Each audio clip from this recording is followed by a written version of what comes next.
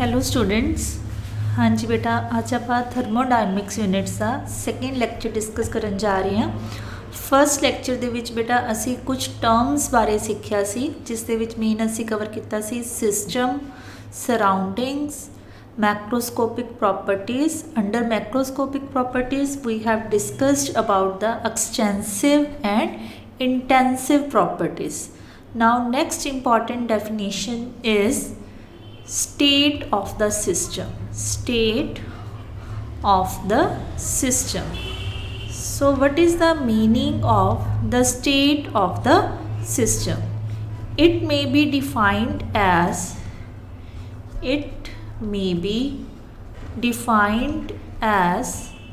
the condition of the system, the condition of the system when its macroscopic properties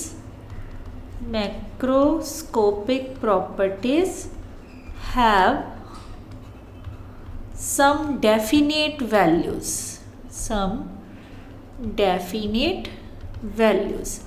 तो बेटा असी state of system ਨੂੰ ਕਿਵੇਂ define करते हैं? कंडीशन ऑफ द सिस्टम की वो वाली स्थिति जदों इसदियां मैक्रोस्कोपिक प्रॉपर्टीज़ दियां कुछ डेफिनेट वैल्यूज़ होन। ठीक है, तो जो भी मैक्रोस्कोपिक प्रॉपर्टी की जो भी वैल्यू है उसके अकॉर्डिंग असी उस सिस्टम की स्टेट के बारे दस सकते हैं। मैक्रोस्कोपिक प्रॉपर्टीज़ मतलब temperature, pressure, volume, viscosity, surface area, कुछ भी हो सकता है बेटा। असी इसनों डिटेल दे विच डिस्कस कर चुके हैं under extensive and intensive property. हुण बेटा अगर इन्हां मैक्रोस्कोपिक प्रॉपर्टीज़ चों कोई भी प्रॉपर्टी की वैल्यू चेंज होएगी तो डेफिनेटली स्टेट ऑफ सिस्टम भी चेंज होएगी। ठीक है, if any of the macroscopic properties of a given system changes then the state of system will also change. Next है बेटा स्टेट वेरिएबल्स। नेक्स्ट डेफिनेशन है state variables. The state variables की ने These are the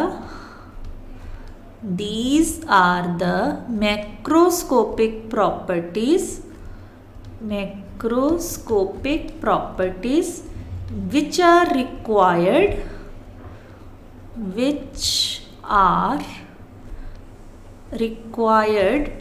to define the state of the system। State of the system बेटा उपरली definition दे विचों ही इसकी definition निकल रही है कि जिस सिस्टम की स्टेट नूं डिफाइन करना है आपां की कह रहे हैं कि उस लिए सानू कुछ मैक्रोस्कोपिक प्रॉपर्टीज़ की जरूरत पैंदी है। ठीक है, तो उही मैक्रोस्कोपिक प्रॉपर्टीज़ जिन्हां दी सानू जरूरत हुंदी है which are required to define किसी भी सिस्टम की स्टेट नूं डिफाइन करन लई ਜਿਹੜੀਆਂ मैक्रोस्कोपिक प्रॉपर्टीज़ रिक्वायर्ड ਹੁੰਦੀਆਂ ਨੇ ਉਸਾਂ ਨੂੰ ही ਅਸੀਂ ਕੀ ਕਹਿੰਦੇ ਆ स्टेट वेरिएबल्स। तो बेटा किसी भी सिस्टम ਨੂੰ डिफाइन करन लई ਸਾਨੂੰ ਸਾਰੀਆਂ मैक्रोस्कोपिक प्रॉपर्टीज़ की जरूरत नहीं पैंदी। फॉर एग्जाम्पल असी ये नहीं कहांगे कि किसी सिस्टम की स्टेट नूं अगर असी डिफाइन करना है तो सानू temperature, pressure, volume, composition, surface area, viscosity, force सारे वेरीएबल्स नूं डिफाइन करना पेगा। नो, ठीक है, किसी भी स्टेट नूं डिफाइन करन लई कुछ वेरीएबल्स रिक्वायर हुंदे ने, उन्हां वेरीएबल्स नूं ही असी की कहने आ स्टेट वेरीएबल्स। ठीक है, फॉर एग्जाम्पल जिमें कह लो कि किसी सिस्टम की स्टेट नूं डिफाइन करने लिए सानू 3 या 4 वेरीएबल्स रिक्वायर्ड ने, टेंपरेचर, प्रेशर, वॉल्यूम और कॉम्पोजिशन एटसैक्ट्रा। अगर असी इन्हां नूं डिफाइन कर देंगे तो कुछ वेरीएबल्स अपने आप ही फिक्स हो जाते हैं। ठीक है, नैक्सट जो इंपॉर्टेंट डेफिनेशन है दैट इज़ स्टेट फंक्शन। ये बेटा बहुत इंपॉर्टेंट डेफिनेशन है। स्टेट फंक्शन असी किस नूं कहने हैं? It may be defined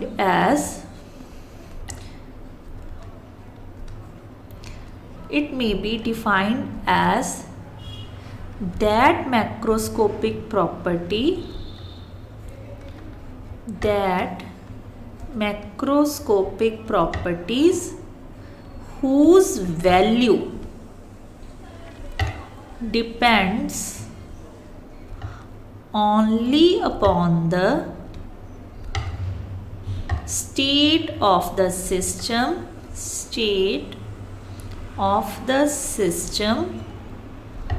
but independent of the path followed by the system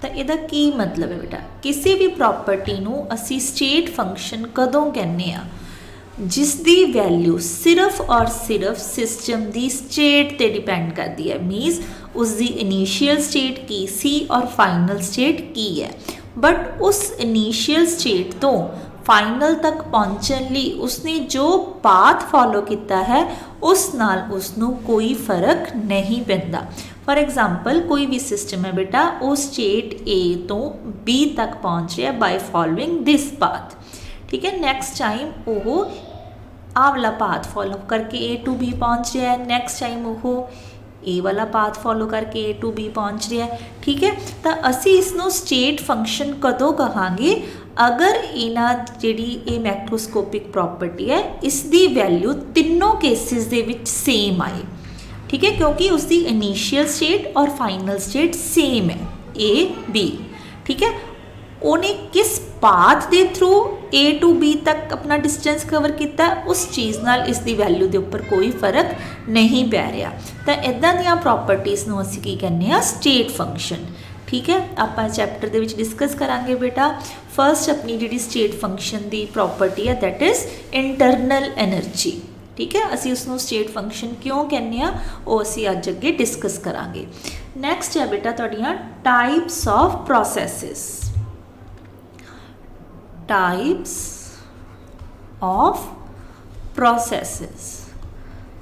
तो बेटा टाइप्स ऑफ प्रोसैसिस दे विच आपां थर्मोडायनमिक्स दे विच काफ़ी टर्म्स यूज़ करते हैं फर्स्ट है बेटा आइसोथर्मल प्रोसेस सेकंड है बेटा adiabatic process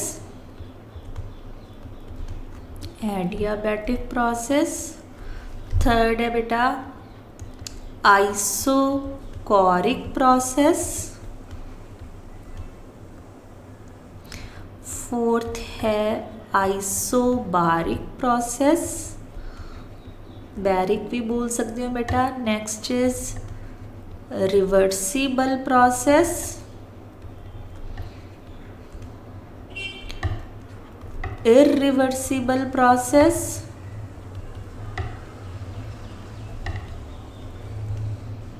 and cyclic process these are some processes which we used in thermodynamics isothermal देखो बेटा आइसो का मतलब सेम है thermal word related to temperature the process in which temperature remains constant ठीक है जदों किसी सिस्टम दे विच उसका टैंपरेचर चेंज नहीं हुंदा ठीक है तो उस प्रोसैस नूं असीं कहने आ आइसोथर्मल प्रोसैस हुण देखो बेटा मान लो कि असी किसी सिस्टम का टैंपरेचर कॉन्सटेंट रखना है ठीक है तो इदां दे सिस्टम दे विच की हुंदा बेटा heat is either supplied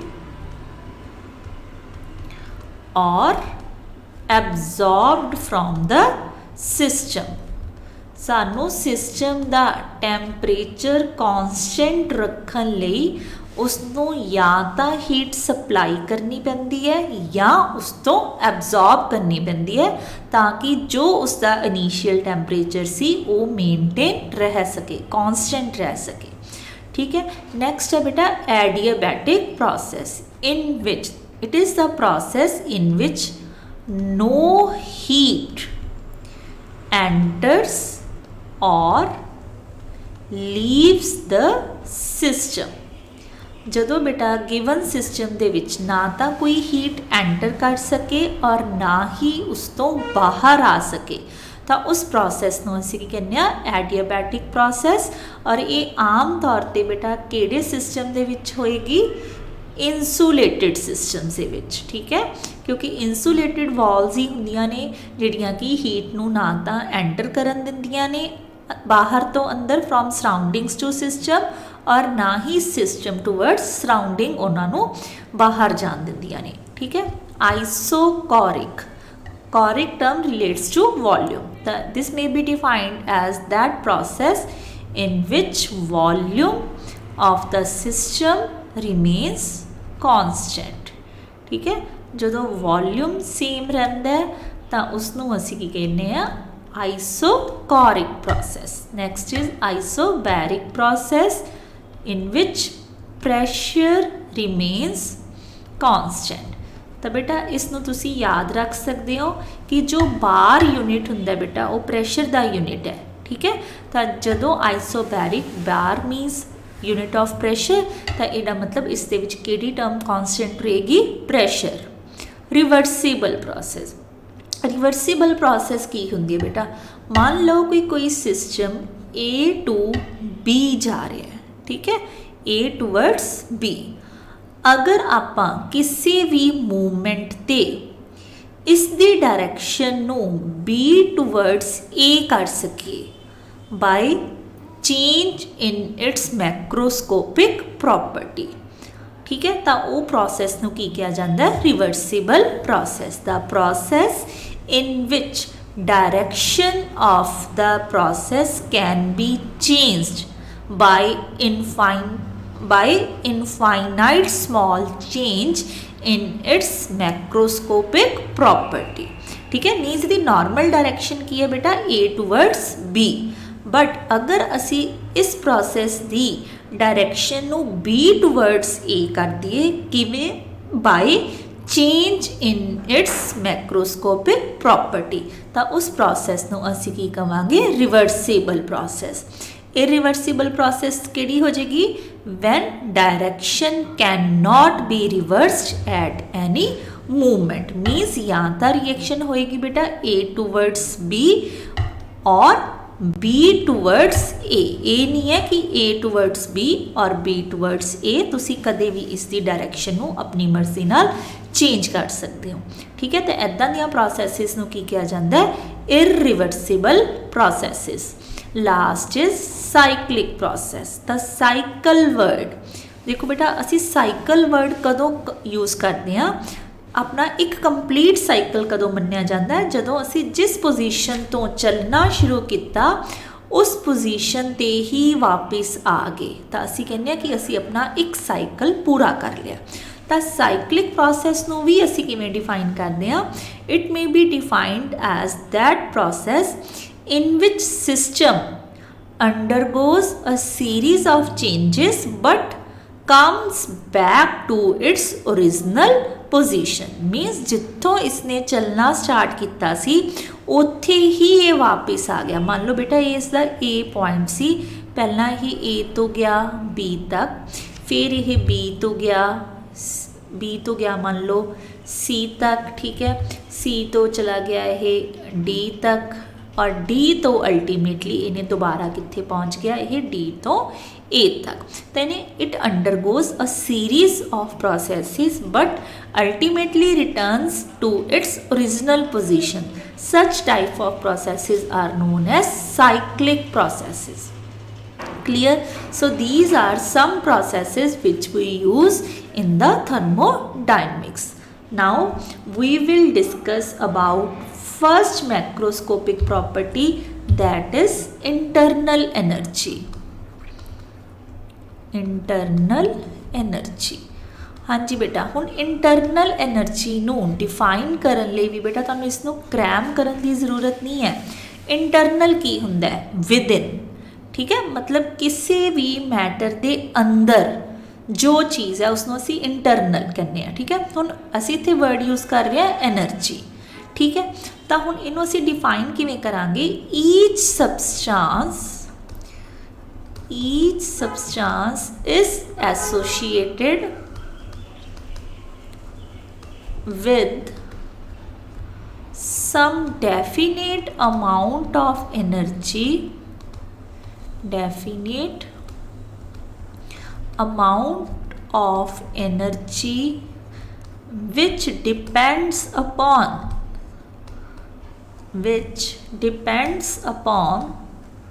the chemical nature of the substance,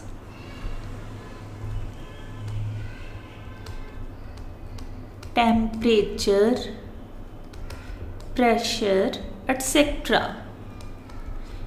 ठीक है, कहते हरेक सबस्टांस है बेटा उसदे विच कुछ अमाउंट ऑफ एनर्जी हुंदी ही है और वो जो एनर्जी का अमाउंट है वो डिपेंड करता है कि सबस्टांस की कैमिकल नेचर की है, वो किस टैंपरेचर ते मेनटेन्ड है, उस टाइम प्रैशर कितना है। ठीक है, तो इस एनर्जी नू, ठीक है, such energy is known as internal energy, is known as internal energy।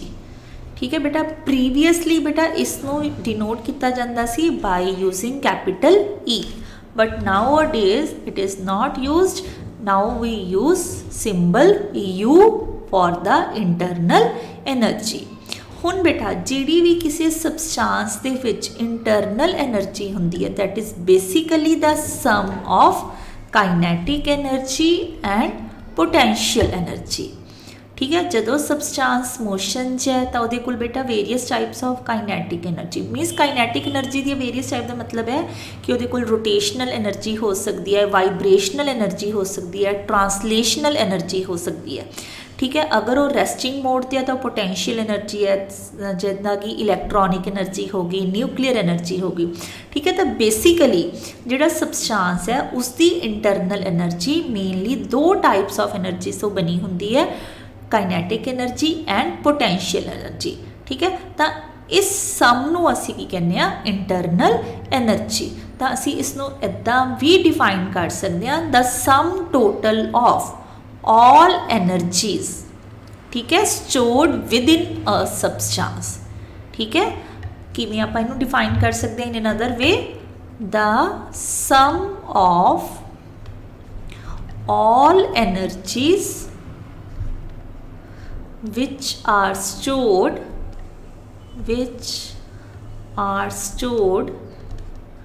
within a substance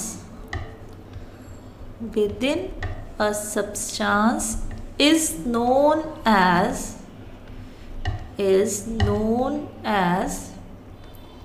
internal energy.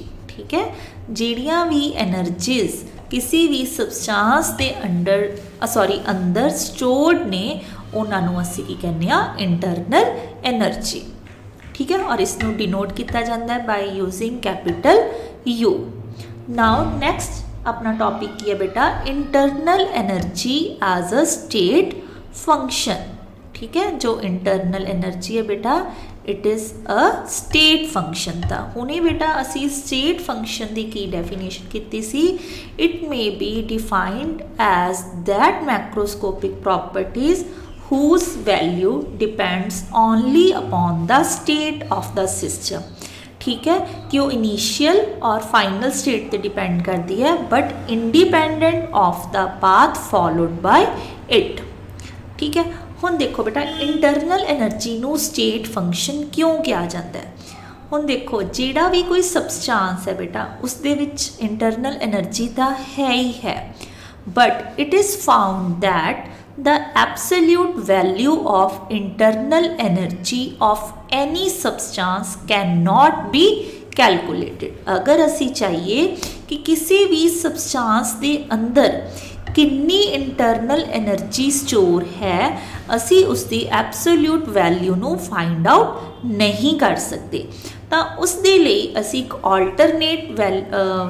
Alternate way use करते हैं to calculate the internal energy. तो उहदे लई असी यूज़ करते हैं बेटा चेंज इन इंटरनल एनर्जी। ठीक है, असी इंटरनल एनर्जी नूं नहीं इवैल्यूएट करते, असी किस नूं इवैल्यूएट करते हैं चेंज इन इंटरनल एनर्जी। तो चेंज इन इंटरनल एनर्जी नू डिनोट किया जाता है बाय सिंबल डेल्टा यू। ठीक है, हुण इहदा की मतलब है, मान लो कि बेटा कोई भी सबस्टांस अपनी इनीशियल स्टेट है जिसनों मैं लिखिया स्टेट 1। ठीक है, ये अपनी इनीशियल स्टेट तो फाइनल स्टेट ते पहुंच गया स्टेट 2। ठीक है, तो डेफिनेटली जदों वो स्टेट 1 ते सी उसकी इंटरनल एनर्जी होएगी U1 और जदों स्टेट 2 ते पहुंचा तो उसकी इंटरनल एनर्जी होएगी U2। तो डेल्टा U की है U2 माइनस U1। ठीक है, internal energy of final position minus internal energy of initial position. ठीक है, और बेटा ये चीज़ एक्सपेरिमेंटली प्रूव हो चुकी है कि जो चेंज इन इंटरनल एनर्जी है वो सिर्फ इन्होंने दो वैल्यूज़ से डिपेंड कर रही है कि उसकी फाइनल स्टेट ते इंटरनल एनर्जी कितनी है और उसकी इनीशियल स्टेट ते इंटरनल एनर्जी कितनी है। इसनों इस दे नाल कोई फर्क नहीं पै रहा कि वो स्टेट 1 तो 2 तक किद्दां पहुंचा, आइदर फॉलोइंग दिस पाथ और फॉलोइंग एनी ऑल्टरनेटिव पाथ। ठीक है, कोई भी पाथ उन्हें फॉलो किया है, it is dependent only upon the final state and the initial state. That's why it is called as a state function. ठीक है, असी इसनों इदां भी लिख सकते हैं कि मान लो कोई कैमिकल रिएक्शन हुई है जिस दे विच रिएक्टेंट्स तो बन रहे ने प्रोडक्ट्स। ठीक है, तो जो रिएक्टेंट है तो उसकी एनर्जी है UR, जो प्रोडक्ट्स बन गए ने उसकी इंटरनल एनर्जी की है UP। तो असी डेल्टा U नू किद्दां लिखांगे फाइनल माइनस इनिशियल। हुण देखो बेटा, if UP is greater than UR तो डेल्टा U की आ जाएगी तुहाडे कोल पॉजिटिव। ठीक है, but if UP is less than UR तो उस केस दे विच डेल्टा U की वैल्यू की आ जाएगी तुहाडे कोल नैगेटिव। तो ये सानू सिंपली ये दसदा है, if the internal energy of products is more than that of reactant then the change in internal energy will be positive, and if the internal energy of products is less than that of the reactants then the change in internal energy will be negative। clear? ठीक है बेटा, तो हुण बेटा जिन्ना आपां topic किया इस दे नाल रिलेटेड तुहाडे कुछ क्वेश्चनस ने। ठीक है, तो वो क्वेश्चनस तुसी खुद ਇਹਦੇ ਲੈਕਚਰ ਦੇ ਵਿੱਚੋਂ फाइंड आउट करने हैं। की करना है तुसी बेटा, define state variables. Define state variables. Second question है बेटा, define isobaric process. Give one example of any state function। ठीक है, what is the meaning of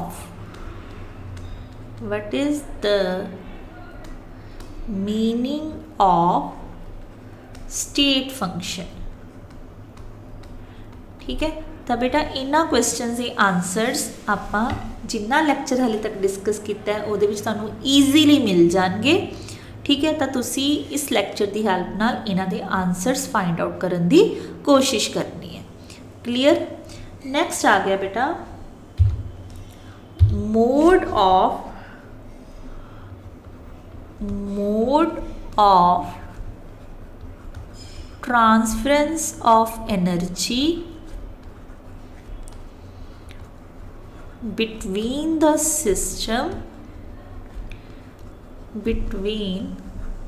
system and the surroundings। हुण असी बेटा वो मोड्स डिस्कस करने हैं जिस दे नाल सिस्टम और surroundings they which energy exchange हुंदी है। ठीक है, तो अपने कोल बेसिकली दो मोड्स हुंदे ने बेटा, in the form of heat, और सेकंड की हुंदा है in the form of work. ठीक है, ये दो मोड्स ने बेटा बेसिकली जिन्हों फॉलो करते हुए सिस्टम और सराउंडिंग्स दे विच ट्रांसफर होंदी है energy, either from the system towards surrounding और फ्रॉम सराउंडिंग्स टूवर्ड्स सिस्टम। ठीक है, तो हम आप फर्स्ट डिस्कस करन लगे हैं इन the form of heat. In the form of heat ਤਾਂ ਕਦੋਂ बेटा सिस्टम ਤੇ सराउंडिंग ਦੇ ਵਿੱਚ एक्सचेंज ਹੋਏਗੀ energy in the form of heat. मान लो कि बेटे अपने कोल कोई सिस्टम है, ठीक है, दिस इज आवर सिस्टम। तो इसका इमीजिएट जो बेटा बाहर वाला कुछ एरिया है जिस दे विच इसकी चेंजेस का इन्फ्लुएंस सानू देखने को मिलेगा, तो असी इन्ने एरिया नू की लिख देंगे बेटा सराउंडिंग्स।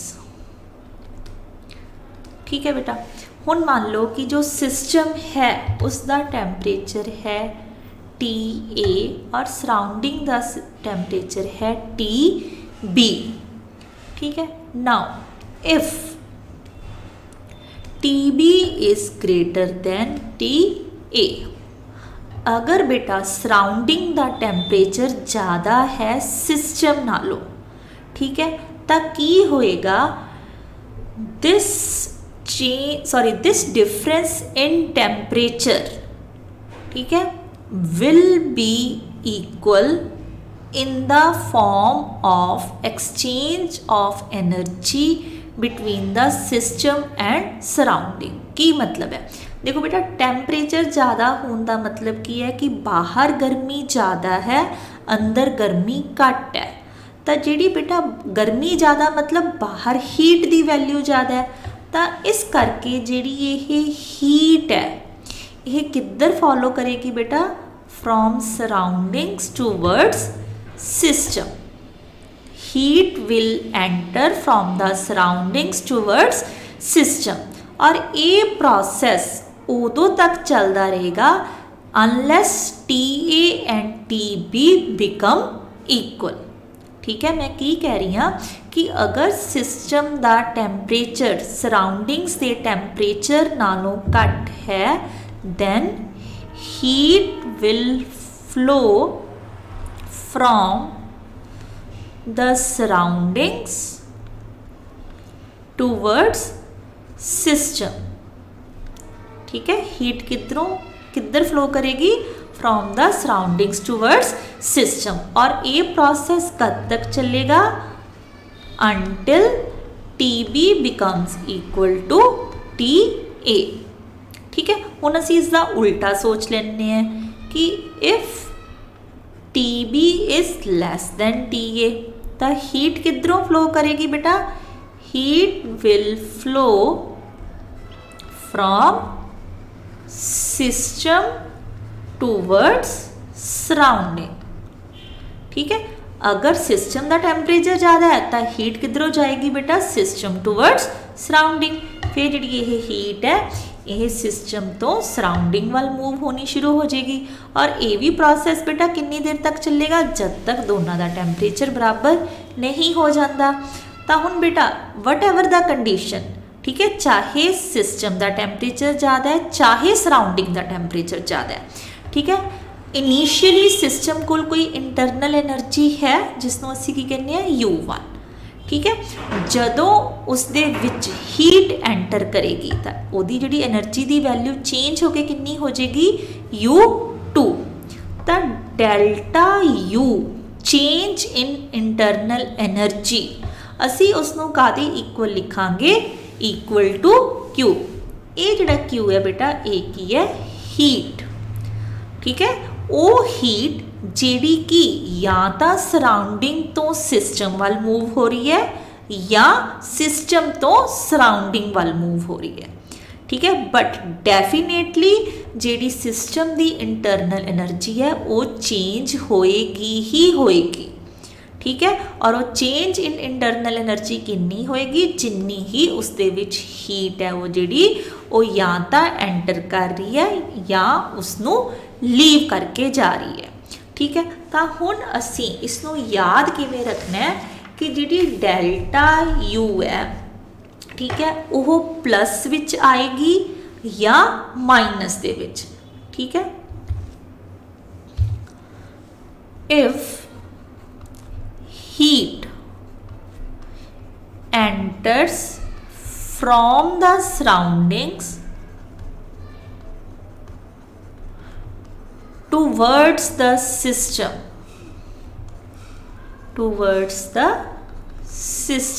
की हो रहा है बेटा, हीट एंटर कर रही है from the surrounding towards the system, then Q will be positive, ठीक है।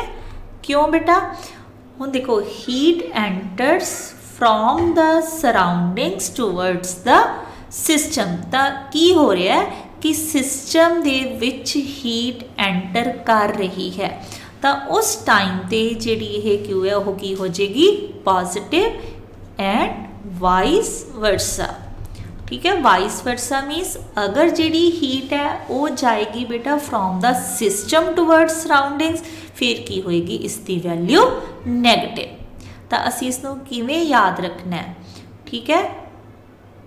If heat is supplied to the system then it will be positive, and if heat is absorbed from the system then it will be negative, ठीक है। तो ये first mode सीगा of transfer of energy between the system and surrounding, ठीक है, in the form of heat.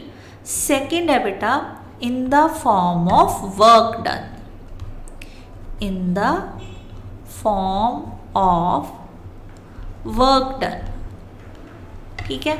और ये जो वर्क डन है बेटा इसनू प्रेशर वॉल्यूम वर्क डन भी कहा जाता है, प्रेशर वॉल्यूम वर्क डन। और बेटा इस वर्क डन नू कैलकुलेट करन लई जिहड़ी अपने कोल सिस्टम हुंदा है वो किहड़ा हुंदा है, एडियाबैटिक सिस्टम, ठीक है।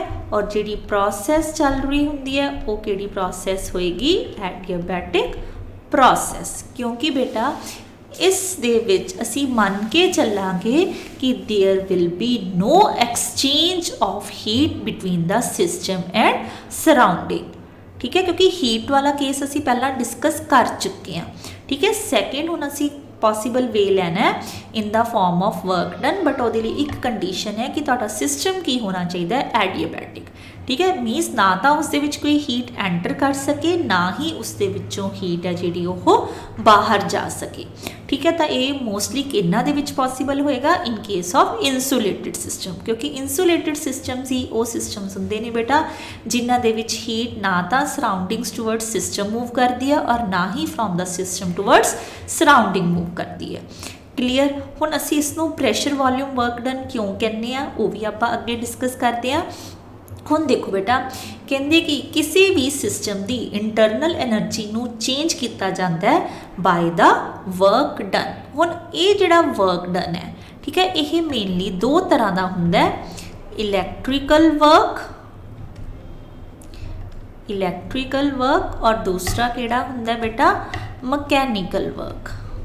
इलैक्ट्रिकल वर्क उदों हुंदा है when the reaction occurs between ions, ते mechanical work कदों हुंदा है when the reaction occurs between the system and surrounding in some mechanical manner, ठीक है। तो हुण असी इसनूं pressure volume work done क्यों कहने आ, ठीक है। उस तो पहला असी डिस्कस करांगे कि किसी भी सिस्टम के उपर वर्क करन दे दो तरीके होंगे ने, ठीक है। जिहड़ा उसके उपर वर्क किया जाता है मैं तुहानूं दो तरीके दसदी बेटा, मकैनिकल ते इलैक्ट्रिकल। मान लो कि साडे कोल कोई सिस्टम सी, ठीक है, कोई भी साडे कोल सिस्टम है, ठीक है, और ये सिस्टम तुहाडा किहड़ा सिस्टम होना चाहिए, एडियाबैटिक। तो इसके बाहर इमीजिएट की ने इसदियां सराउंडिंग्स, ਤਾਂ ਨਾ ਤਾਂ ਹੀਟ ਸਰਾਊਂਡਿੰਗਸ ਟੂ ਸਿਸਟਮ ਜਾਣੀ ਹੈ, ਨਾ ਹੀ ਸਿਸਟਮ ਟੂਵਰਡਸ ਸਰਾਊਂਡਿੰਗ ਜਾਣੀ ਹੈ। ਠੀਕ ਹੈ, ਹੁਣ ਅਸੀਂ ਇਸ ਦੇ ਉੱਪਰ ਮਕੈਨੀਕਲ ਵਰਕ ਕਰ ਰਹੇ ਹਾਂ। ਮੰਨ ਲਓ ਕਿ ਇਸ ਸਿਸਟਮ ਦੇ ਉੱਪਰ ਅਸੀਂ ਮਕੈਨੀਕਲ ਵਰਕ ਕੀਤਾ।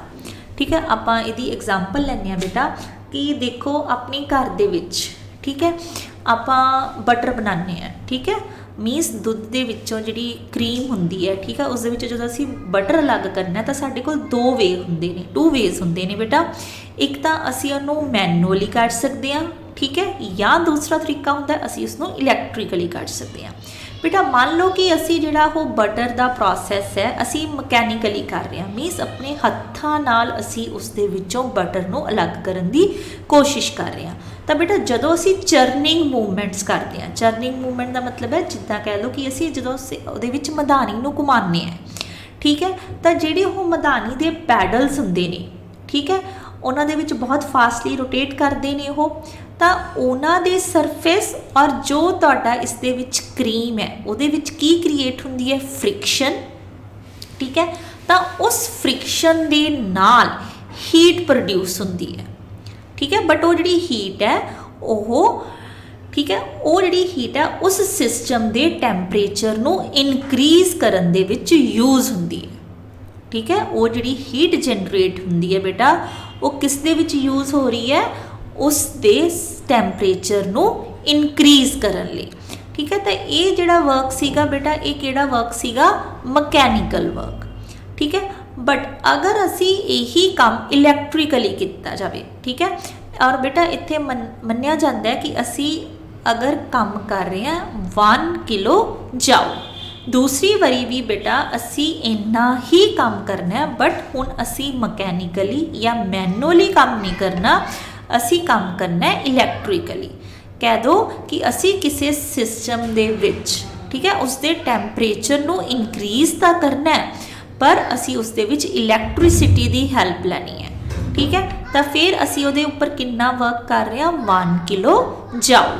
ਠੀਕ ਹੈ, ਤਾਂ ਜਦੋਂ ਇਸ ਦੇ ਵਿੱਚ ਅਸੀਂ ਇਲੈਕਟ੍ਰਿਸਿਟੀ ਪਾਸ ਕਰਾਂਗੇ ਤਾਂ ਡੈਫੀਨੇਟਲੀ ਉਸ ਸਿਸਟਮ ਦੀ ਵੀ ਕੀ ਹੋਏਗਾ, ਕੀ ਇਨਕਰੀਜ਼ ਹੋਏਗਾ, ਟੈਂਪਰੇਚਰ। ਠੀਕ ਹੈ, ਮੰਨ ਲਓ ਪਹਿਲਾਂ TA ਸੀ, ਫਿਰ ਕਿੰਨਾ ਹੋ ਗਿਆ TB। ਇੱਥੇ ਵੀ ਬੇਟਾ ਪਹਿਲਾਂ TA ਸੀ, ਫਿਰ ਕਿੰਨਾ ਹੋ ਗਿਆ TB। ਠੀਕ ਹੈ, ਤਾਂ ਇਹਦਾ ਮਤਲਬ ਇਹਦੇ ਵਿੱਚ ਵੀ ਚੇਂਜ ਇਨ ਇੰਟਰਨਲ એનર્ਜੀ ਆ ਜਾਏਗੀ TB ਮਾਈਨਸ TA, ਚਾਹੇ ਤੁਸੀਂ ਵਰਕ ਕੀਤਾ ਮਕੈਨੀਕਲੀ, ਚਾਹੇ ਤੁਸੀਂ ਵਰਕ ਕੀਤਾ ਇਲੈਕਟ੍ਰੀਕਲੀ। ਠੀਕ ਹੈ, ਦੋਨੋਂ ਤਰੀਕਿਆਂ ਨਾਲ ਹੀ ਉਸ ਦਾ ਟੈਂਪਰੇਚਰ ਰਾਈਜ਼ ਹੋ ਰਿਹਾ ਫਰੋਮ TA ਟੂ TB। ਤਾਂ ਜਦੋਂ ਬੇਟਾ ਟੈਂਪਰੇਚਰ ਦੇ ਵਿੱਚ ਚੇਂਜ ਆਈ ਹੈ ਤਾਂ ਡੈਫੀਨੇਟਲੀ ਉਸ ਦੀ ਇੰਟਰਨਲ એનર્ਜੀ ਵੀ ਚੇਂਜ ਹੋਏਗੀ, ਔਰ ਉਸ ਚੇਂਜ ਇਨ ਇੰਟਰਨਲ એનર્ਜੀ ਨੂੰ ਅਸੀਂ ਕੀ ਲਿਖਦੇ ਹਾਂ, change in the temperature, that is final minus initial. ਠੀਕ ਹੈ, ਤਾਂ ਇਸ ਤੋਂ ਬਾਅਦ ਬੇਟਾ ਇੱਕ ਸਾਇੰਟਿਸਟ ਸੀ JP ਜਾਊਲ, ਉਸਨੇ ਬੇਟਾ ਬਹੁਤ ਸਾਰੇ ਐਕਸਪੈਰੀਮੈਂਟਸ ਕੀਤੇ। ਠੀਕ ਹੈ, ਔਰ ਉਸਨੇ ਇੱਕ ਇੰਪੋਰਟੈਂਟ ਜਨਰਲਾਈਜੇਸ਼ਨ ਕੀਤੀ ਕਿ ਕਿਸੇ ਵੀ ਸਿਸਟਮ ਦੇ ਉੱਪਰ ਅਗਰ 4.186 ਕਿਲੋ ਜਾਊਲ ਵਰਕ ਕੀਤਾ ਜਾਵੇ, ਅਸੀਂ ਇੱਥੇ ਕਿੰਨਾ ਵਰਕ ਕੀਤਾ ਸੀ ਬੇਟਾ, 1 ਕਿਲੋ ਜਾਊਲ। ਠੀਕ ਹੈ, ਤਾਂ ਉਸਨੇ ਕੀ ਇਵੈਲੂਏਟ ਕੀਤਾ ਕਿ whatever the mode, if we do 4.186 kilojoule work on any system, it will produce same heat which will increase the temperature of 1 kilogram of water by 1 degree Celsius। ठीक है, उसने की important generalisation बनाई बेटा कि कोई भी system होवे, अगर असी उस दे विच 1 किलोग्राम, वैसे तो देखो बेटा वाटर इज़ अ लिक्विड, असी ये लिए किलोग्राम वर्ड यूज़ नहीं करते, असी इस दे लिए लीटर वर्ड यूज़ करना होंगे। बट JP जाऊल ने जो जनरलाइजेशन दी सी बेटा उन्होंने वर्ड यूज़ किया सी 1 किलोग्राम। कहते तुसी 1 किलोग्राम वाटर ले लो, ठीक है, अलग अलग सिस्टम के विच और अलग अलग मोड्स के थ्रू, चाहे वो इलैक्ट्रिकल मोड है चाहे वो मकैनिकल मोड है, अगर तुसी उसके उपर 4.186 किलो जूल वर्क करते हो तो हमेशा सेम हीट प्रोड्यूस होंदी है। और वो किवें पता लगता है, क्योंकि ये हीट उस वाटर के टैंपरेचर नू कितना इनक्रीज कर पाती है, 1 डिग्री सैल्सीयस। ठीक है, तो ये उसने एक इंपॉर्टेंट जनरलाइजेशन की सी। ठीक है, तो ये सीगा second mode of transference of energy between the system and surrounding in the form of work done. तो ये नाल भी जो सिस्टम है उसकी इंटरनल एनर्जी दे विच चेंज आती है, और वो चेंज किवें इवैल्यूएट की जाती है, by seeing the difference between its temperature. हुण असी इस वर्क डन नू, ठीक है, मतलब असी इसनों लिखते की हैं, delta U is equal to T B minus T A is equal to work done of adiabatic process. ठीक है, क्योंकि मैं तुहानूं पहले ही कहा सी कि असी सिस्टम किहड़ा कंसीडर करना है, एडियाबैटिक सिस्टम। तो उस दे विच प्रोसैस भी किहड़ी जाएगी बेटा, एडियाबैटिक प्रोसैस। इत्थे वैसे बेटा असी जिहड़ी ये टी बी टी ए की टर्म की जगह, क्योंकि टी बी और टी ए टर्म यूज़ करते हैं असी जदों सिस्टम और सराउंडिंग दे विच हीट एक्सचेंज होंदी है। इत्थे असी लिखते हैं you final minus you initial. ठीक है, इत्थे टैंपरेचर नहीं लेना बेटा, असी टर्म यूज़ करनी है कि उसकी फाइनल इंटरनल एनर्जी कितनी सी माइनस इनीशियल इंटरनल एनर्जी कितनी सी, और ये कादे बराबर है, वर्क डन ऑफ एडियाबैटिक। ठीक है, तो हुण ये वर्क एडियाबैटिक का मतलब की है, it is also known as pressure volume work done, pressure volume work done. तो हुण इहदे लई असी इस एक्सप्रैशन तक किवें पहुँचना है, तो इस तो पहला तुहानूं बेटा वर्क डन की डेफिनेशन पता होनी चाहिए है। तो बेटा असी लोअर क्लासिस दे विच ही पढ़ते हैं कि साइंस कदों मानती है कि असी कोई वर्क किया है, असी कोई काम किया है। मान लो कि ये कोई ऑब्जेक्ट है, ठीक है, और मैं ये उपर एक फोर्स लगा रही हाँ एफ, जिस डायरैक्शन दे विच मेरी फोर्स लगती है, अगर ये सिस्टम थोड़ा जा भी अपनी ओरिजिनल स्टेट दे विचों डिसप्लेस हो जाता है, मीनस ये अपनी ओरिजिनल स्टेट दे विचों मूव कर जाता है। ठीक है, तो फिर साइंस दे विच मन्निया जाता है कि वर्क हैज़ बिन डन। तो वर्क डन नूं असीं किद्दां लिखते हैं, force into displacement. D L is small change in its position. Small change in position means if there occurs some displacement in the direction of force applied, then we can say work has been done. ठीक है, हुण असी गल करनी है pressure volume work done की। तो मान लो कि बेटा साडे कोल कोई सिस्टम है, ठीक है, और असी उस दे विच कोई गैस फिल की हुई है। ठीक है, ये विच की है साडे कोल गैस। ठीक है, तो इस सिस्टम दे उपर एक पिस्टन लगा हुआ है।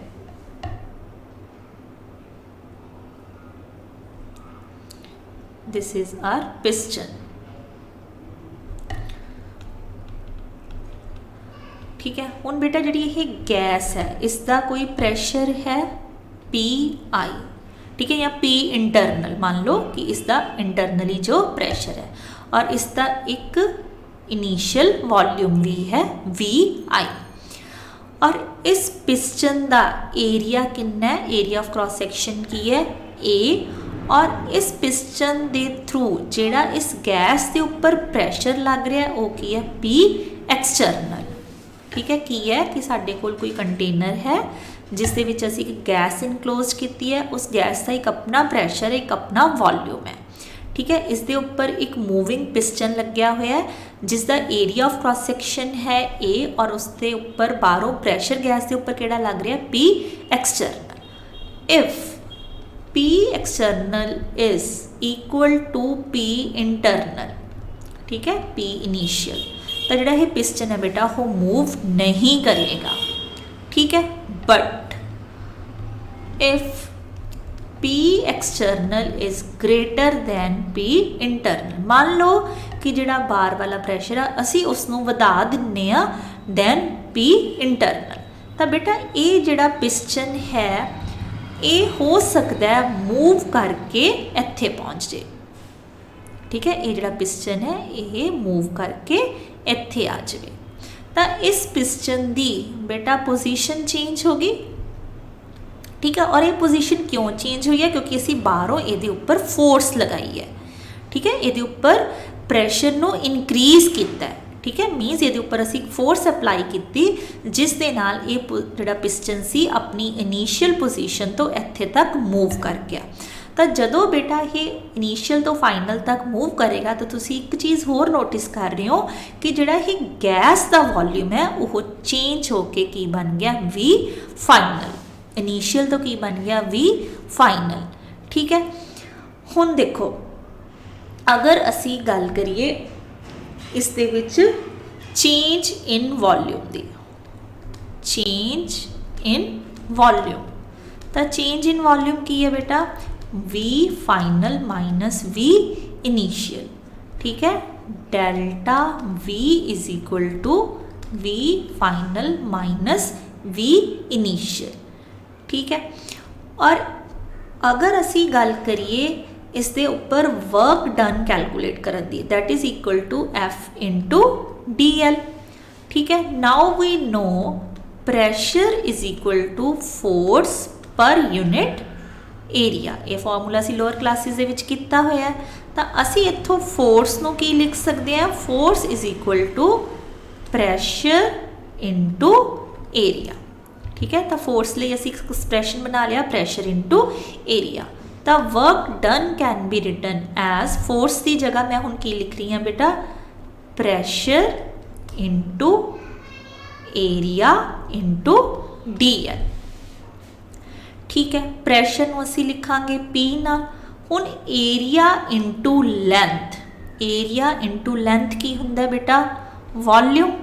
ठीक है, क्योंकि चेंज इन लेंथ है तो असी इत्थे की लिखांगे डेल्टा V। ठीक है, डेल्टा V। तो work done is equal to P delta V। ठीक है, असी कित्थे पहुंच गए, वर्क एडियाबैटिक, और you can say work done is equal to pressure into delta V, और we can say pressure into V final minus V initial, क्योंकि delta V की है चेंज इन वॉल्यूम। तो बेटा असी इत्थे एक साइन अपने कोलों लगाना है माइनस। ये चीज़ तुसी याद रखनी है कि असी इस माइनस साइन को इनक्लूड क्यों किया है। हुण देखो बेटा, अगर तुसी देखो इस दे विच की हो रहा है कि गैस का वॉल्यूम पहला नालों घट रहा है, तो V final minus V initial, V final देखो V final is less than V initial. ठीक है, तो डेल्टा V की वैल्यू की आऊगी नेगेटिव। ठीक है, बट इस केस दे विच वर्क कित्थे किता जा रहा, work is done on the system, system दे उपर काम किता जा रहा है। And in thermodynamics if work is done on the system it is taken as positive, तो ਇਹਦਾ पॉजिटिव होना जरूरी है, इसका साइन एंड ते पॉजिटिव आना जरूरी है अगर वर्क किया जा रहा ऑन द सिस्टम। तो वर्क एडियाबैटिक, क्योंकि सिस्टम के उपर काम किया है, अगर असी ये माइनस नहीं लगाते, ठीक है, तो ये वैल्यू की है माइनस, तो साढ़े कोल वर्क एडियाबैटिक की आ जाना सी minus P delta V, but we don't want this, we want work adiabatic as positive means P delta V। तो असी चाहते हैं कि साडा जिहड़ा on the whole P delta V positive आवे, ये चीज़ अपने कोल ऑलरेडी नैगेटिव है, तो इस नैगेटिव नू पॉजिटिव करने लई असी इत्थे माइनस साइन अपने कोलों यूज़ करना है। ठीक है, but if work is done by the system, ठीक है। अगर बेटा सारिया चीज़ों रिवर्स कर दिता जाए कि जिहड़ा अंदरला प्रैशर है वधा दिता जाए तो गैस एक्सपैंड करेगी, ठीक है। उसका जिहड़ा फाइनल वॉल्यूम है इनीशियल नालों वध जाएगा। जे फाइनल वॉल्यूम इनीशियल नालों वध जाएगा तो ये वैल्यू की आ जाएगी पॉजिटिव, ठीक है। तो पॉजिटिव नैगेटिव वो की हुंदे ने नैगेटिव।